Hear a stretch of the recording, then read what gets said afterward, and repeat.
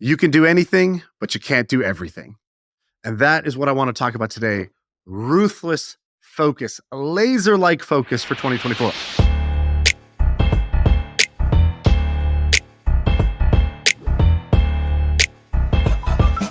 I have not been great at focusing in the past. In the past, I have let myself get distracted. I have let myself set a goal at the beginning of the year. And by the end of the year, I check in and I'm like, where the hell, what did I do all year? Why did I drift? And it's not something malicious. It's not like a total fail, but it's just this drift that I didn't like. And I wanted to get better at it. I'm going to show you what works for me. How do you get more focus? How do we get the laser-like focus that all the great ones exhibit, whether it's in sports and you see Kobe Bryant completely obsessed. In entertainment, you see Mr. Beast, he's completely locked in and obsessed. In business, you'll see somebody like Mark Zuckerberg, laser focused on one thing, trying to make that happen. And they don't let themselves drift the way the rest of us do. So here's the little visual. This is you. And this is all the things that you might do. So this is, some news thing that's going on, the election. This is Love is Blind season 5. This is that investment somebody wants you to do. This is that email you got from that person who wants to do a call and pick your brain. This is that side hustle that's not really going to go anywhere, right? That's all the things. And then the blue thing is the thing you actually want. This is the thing that you would feel proud of at the end of the year if you made this happen. And so what we need is laser-like focus. We do not want the cone to be wide. I'm going to show you how we do that. So first thing you want to do. This is a before and after of how you can operate. And again, we have all the possible things that we could be saying yes to. And you want to think about your yes threshold. So let's write that out. This is your yes threshold. And before, it might be, here. So you might have your yes threshold right there. And what you're doing is you're saying yes to anything above that line. If it's below that line, you're able to say no, but you're able to say yes to everything above that line. And the after, all we have to do, the first thing you have to do is simply acknowledge, bring your awareness to how low your yes threshold is and raise it. Raise your standard for yes. And so instead of saying yes to things that are pretty good, maybe interesting, might be worth doing, pretty cool, you take your yes to a hell yes. That is the easiest thing you can do. So we're going to raise the yes threshold, right? We're going to take it from here up to here. And, this sad guy becomes this happy guy, and he's taller. So you get 2 inches of height at least, and your yes threshold is even higher. All right. So that's the first thing you do. Bring your awareness to where's my bar today and take my yeses to only doing hell yes things. That doesn't mean you don't do, if somebody, if your friend comes and says, we're going to Costa Rica and it's going to be amazing, that might be a hell yes for you. Go for it. But make sure you have a premium quality on your focus and what you're willing to do. All right. Next thing, time management. You may have seen this as a famous Paul Graham essay that I've turned into a cartoon. And the Paul Graham essay is basically showing the difference between a maker. Wait, I have these flipped. Okay. Hold on. Let's reverse that. This is a manager's schedule. This is what their calendar looks like. And this is what a maker's schedule looks like. This is the artist, right? Somebody who's a builder. And so for a lot of people, they have this 9 a.m., 9:30 a.m., 10 a.m., 10:30 a.m., 11 a.m., 11. Oh, I'm double booked. Oh, shit. And they end up just in a puddle of tears. They are overwhelmed. They're stressed. They sort of busy themselves to death. Why didn't I get everything I wanted to done in life? Why didn't I achieve my goals and my dreams? Because I was too busy. Like, listen to that sentence. That doesn't even make sense. You didn't do the things you needed to do because you didn't have time because you filled it with other crap. And so most people by default, especially people in jobs, you will be default opted into a manager's schedule. What you want to do is switch to a maker schedule. A maker schedule is basically long, interrupted blocks of time. Usually in the morning, you need at least 2.5 hours of uninterrupted time. Usually 3 is ideal. A break where you're going to lunch, exercise, go for a walk, play with your kids, walk your dog, whatever you do. And then another uninterrupted sprint. For some people, the real great ones, they have another break and then they have a third night sprint, but you don't have to do all that.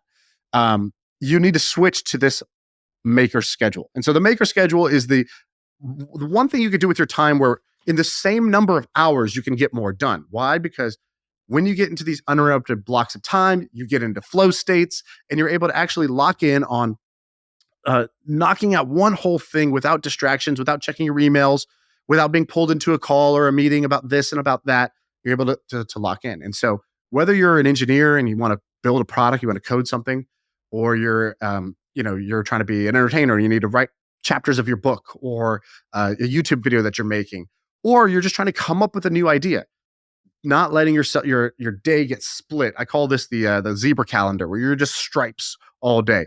That is the next thing you need to do to enable yourself to come up with great ideas, right? You are setting up your environment. So the first thing we did was we raised the threshold of yes to a hell yes, so that we're just saying no to things. That clears space. The next thing is we do the maker schedule versus the manager schedule, so that you have uninterrupted time blocks where you can be your most creative, productive self. Okay, next thing. Now we're going to clarity. So this is something I stole from Asana. Asana created this thing called the pyramid of clarity. And the pyramid of clarity goes as follows. At the top here, you have your mission. And the mission is the reason your organization exists. It's the reason you're even doing this. It's your big why. And so let's say you're Elon Musk. Your mission for SpaceX might be, make humans an interplanetary species, a multiplanetary species. Or for Tesla, for him, it might be get the world off of using, fossil fuels and get them to an electric future, right? So that's the big vision for what you're doing. Now you break that down. So you write that out. And by the way, little pro tip, because when I first read about this, I was like, wow, that makes total sense. You got to have this big, audacious vision. But let's say you're not building rockets and going to space, or you're not trying to get the world off of fossil fuels to a fully electric energy system. You might just be building a e-commerce business that's designed to enable your lifestyle to be really great because you wanted money and you didn't have money, right? Like whatever it is, the key here is honesty, because you could write a fancy mission, but if it's not your honest mission, it's not going to help. It's not going to do anything. It won't have any emotional resonance. So what I try to do is I try to be honest about the mission. So for example, with my company, we are building a company that is going to enable us to have an amazing lifestyle, us, the owners of the business, to have an amazing lifestyle. We only have a couple of people in the business. It's all owners. And we want to have a lifestyle where we can do what we want, when we want, with whoever we want, and only work on projects that are, intellectually fascinating for us, creatively challenging for us. And so we write that. That's what we're doing. That is the mission of what we're trying to build. We're building a vehicle that enables that. From there, you want to go down to the 1-year goal. Okay, so this is the mission might take 10 years. It might take 20 years. But then you break it down to the 1-year goal. Where do we need to be at the end of the year for this to be a smash success? And specifically, I set 2 goals. So I have the what I call the F yeah goal, and then I have the floor goal. And so I set kind of a range here because I don't like static, single goals, binary goals, because you're like, should I just be super ambitious, but then I might be disappointed, or should I be conservative, but then I feel like I didn't push myself? So I set both. I set an F yeah goal and a floor goal. The floor goal means you would be disappointed if it didn't reach this level, meaning this would be a solid win. Below that, you kind of feel like, man, really, we didn't get there. And the F yeah goal is we're high-fiving, we're toasting to ourselves. I can't believe this is how good it turned out. And so you want to kind of set that range for yourself and say, all right, we have a minimum, and then we have sort of a target that we're going to shoot for. All right, everyone, a quick break to tell you about HubSpot. And this one's really easy for me to talk about because I'm going to show you a real life example. So I've got this company called Hampton, joinhampton.com. It's a community for founders doing between $2 million all the way up to like $250 million a year in revenue. And one of the ways that we've grown is we've created these cool surveys. And so we have a lot of founders who have high net worths, and we'll ask them all types of questions that people typically are embarrassed to ask, but provide a lot of value. So things like how much the founders pay themselves each month, how much money they're spending each month, what their payroll looks like, if they're optimistic about the next year and their business, all these questions that people are afraid to ask, but we ask them anyway, and they tell us in this anonymous survey. And so what we do is we've created a landing page using HubSpot's landing page tool. And it basically has a landing page that says, here's all the questions we asked. Give us your email if you want to access it. And then I shared this page on Twitter, and we were able to get thousands of people who gave us their email and told us they want this survey. And I could see, did they come from social media? I can see, did they come from Twitter, from LinkedIn, basically everywhere else that they could possibly come from. I'm able to track all of that. And then I'm able to see over the next handful of weeks, how many of those people actually signed up and became a member of Hampton. In other words, I can see how much revenue came from this survey, how much revenue came from each traffic source, things like that. But the best part is I can see how much revenue came from it. And a lot of times it takes a ton of work to make that happen. HubSpot made that super, super easy. If you're interested in doing this, you can check it out, HubSpot.com. The link's in the description. And I'll also put the link to the survey that I did so you can actually see the landing page and how it works and everything like that. I'm just going to do that call to action then. And it's free. Check it out in the description. All right, now back to MFM. Okay, what's the next level of this? Now you have your overall mission clarified, and I'll show you an example in a second. You have your 1-year goal, where we want to be a year from now. And that's what you're going to work backwards from. So then you work backwards and you say, okay, in order to achieve this 1-year goal, what do I need in terms of people? What do I need in terms of product? And what do I need in terms of finances? 3 categories. And so you break the 1-year goal into this is the output to the inputs. So for example, for my e-commerce company, we had a 1-year goal and we said, we're going to try to double revenue. We did about 17-ish million last year. We're going to try to get to over 30 this year. So we said, what do we need in terms of people? Well, I needed to hire a CMO because today I was doing it. I'm not the best CMO for that business. I'm not full-time on it. So we set some people targets. We need to hire an amazing CMO who's done this before. We needed to hire a website developer who's going to do X, Y, Z, right? So you write down, what are your people gaps? Then you have your product gaps. So what does the product need to be able to do in order for us to hit our goal? So for example, when Elon launched Tesla, he set a product goal and he was like, how do we make a car that is, I think it was like faster than a Porsche and better for the environment than a Prius. Faster than a Porsche, better than a Prius, right? Better for the environment than a Prius. And that is a product goal. That is a benchmark that we were trying to achieve. Is it faster than a Porsche and is it better for the environment than a Prius? And so similarly, you want to set some product goals for yourself to achieve your 1-year mission. And lastly is finances. So, do you need capital? By default, people think they do. You should question that assumption. Beyond just how much money do we need to do this, might be your margins or might be your unit economics. We need to bring the cost down to this in order for this to work because we want to be profitable. And today we're unprofitable. And so within each one of those, you've now broken your 1-year goal into the different input metrics that if you did those correctly, it would lead to the 1-year goal. And then from there, you just break it out by month.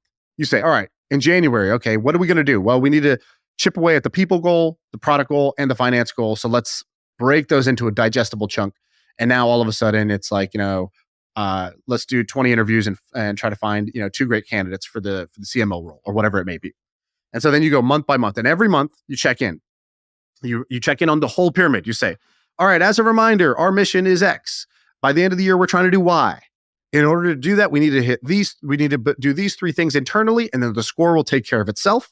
And so to get there, we need to break this out month by month into what mattered last month. Did we achieve it? And what matters this month? You do that for 12 months straight. You are going to stay on track. There will be no drift. Last thing I want to share with you. I stole this from my friend Joel Oman. He's a listener of the show, and I hope he's okay with me sharing this. I'll ask him. But he said he shared this simple slide that he made for himself, and I loved it. It was a killer slide. It was one slide that gave him clarity on what is he trying to do and how is he going to get there. And I like the way he framed it, so I want to share it with you. So he had his goal, the mission that I called it on the last page, and his goal was to build a creatively fulfilling cash machine. I just love that.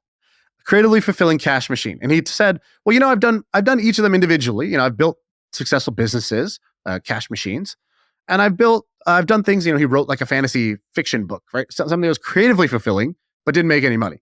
And so he's like, this time my mission is to do this. Because if I did this, I would be blissed out walking into work every day, right? I would be at my happiest in terms of my professional goals. And so set a goal for yourself like this. And you want to use this as a bar for resonance, right? This is not a generic off the shelf goal, like be successful or make money or whatever, right? Like set it for real. So maybe for some people it's make six grand a month so that I can quit my job, make $6,000 a month out of my business so I can quit my job and be totally independent, not have to worry about how I'm going to pay the bills. Right? I could be stress-free and then it's only up from there. And write that whole thing out. Write it out in a way that has some emotional pull for you, that it's a compelling picture. All right. So the second thing, then you have your output, right? So what are those, that's kind of like I said, the 1-year goal, right? So in order to do that, we might need to do the following 2 things. Now, here's the part I liked best. When he says, I say yes to blank and I say no to blank. So for example, let's say for this podcast, I, have a goal, which is I want to be one of those people that inspired me when I was coming up. That is very much why I do this podcast, because growing up, I remember when I was in college, somebody gave me a book called The 4 Hour Work Week, and it blew my mind at the time. I had never thought about half of the concepts in there. And I was like, just insight after insight, page after page of inspiration and story. And I just said, that's how I want my life to be. I called it Catching the 4-Hour Fever. Like I read that book and for 4 hours, I went into a fever dream and I replanned everything in my life. That was very impactful for me. Thank you, Tim Ferriss. There have been other moments like that, Tony Robbins and others, where I've had these people who created content that really shifted my thinking, that made me have more clarity, more insight, more motivation, more firepower to go do what I wanted to do. And so my goal with this podcast is to do that. Okay, well, great. What do I need to say yes to in order for that to happen? Well, we break that big dream down to a 1-year goal, and then we break that 1-year goal down to the things that we're going to have to opt into. So for example, for this podcast, you might say, well, I'm going to have to sit down consistently week after week, doing my absolute best to create the most compelling content out there, the best wisdom for entrepreneurs.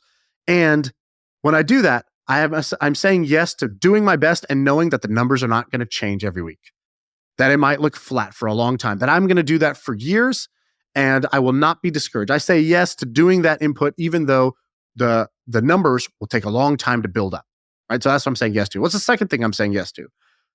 Well, for this year, for example, we wanted to bring on higher profile guests. We booked a bunch of Tim Ferriss coming on. We booked Tony Robbins and a bunch of others. And so I said yes to doing something I didn't like to do, guest outreach. I hated begging people to come on my podcast and all that. I don't know. I don't like when people ask me. I didn't want to ask other people. But I said, I got to say yes to that. I got to say yes to the discomfort and the ego of continuing to follow up with people and try to get them to come on the podcast. And what do I say no to? So what are the things I have to say no to? Well, I have to say no to starting a company. I sit on this podcast every week and I come up with ideas for businesses. I got to say no to actually going and doing them, because if I'm a CEO of a startup, I'm not going to be able to achieve this goal. So I have to say no to some very compelling, good ideas that would make me millions of dollars. Write that down, right? So what are the other things I have to say no to? I have to say no to avoiding hard conversations. I have to say no to my old habit of blah, blah, blah, right?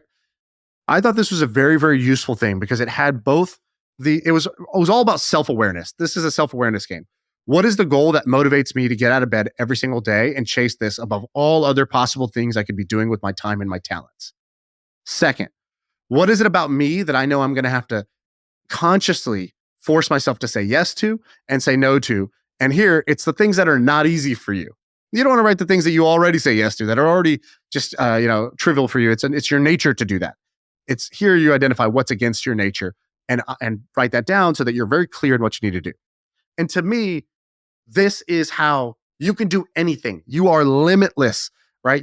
Nobody can tell you that you can't do that thing, but you can't do everything, right? So that you can do anything, but you can't do everything is a very powerful idea. And it gives you that focus as a superpower.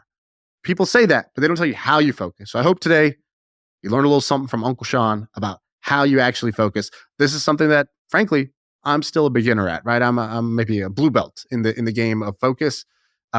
But I do know that it's important. And because it's important, I'm working at it. And I wanted to share with you the things that I'm doing that tend to be working for me, the things that have helped me make some progress. Maybe there's some more things out there. I'd love to hear from you, what works for you in the comments. But that's it. That's the episode.